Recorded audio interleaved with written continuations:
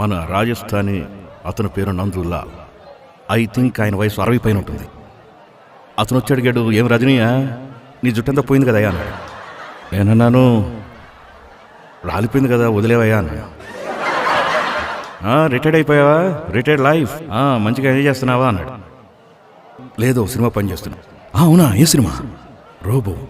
ఓ అవునా, good good good good. నేను అతను చెప్పాను, ఐశ్వర్య హీరోయిన్. ఐశ్వర్య హీరోయిన్? అరే అయ్యా, మంచి మంచి heroine, fantastic. Aishwarya heroine. Hero ఎవరు?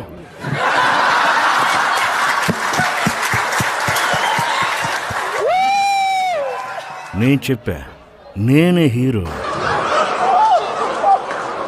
నువ్వు హీరోనా? ఆయన పిల్లలు ఆయనతోనే వచ్చారు. డాడీ ఆయనే హీరో. హీరో 10 నిమిషాలు అక్కడే ఉన్నాడు, ఒక్క ముక్క కూడా మాట్లాడలేదు. నన్ను అలాగే చూస్తున్నాడు అంతే. ఆ తర్వాత అందరూ బాయ్ బాయ్ బాయ్ అని చెప్పి వెళ్ళిపోయారు. బయట నుండి నాకు ఒక వాయిస్ వినపడింది, అరే ఐశ్వర్యకి ఏమైందయ్యా? అభిషేక్ బచ్చన్కి ఏమైందయ్యా? అది వదిలిపెట్టు. అమితాబ్ బచ్చన్కి ఏమైపోయిందయ్యా? ఈయన పక్కన హీరోయిన్ గానా?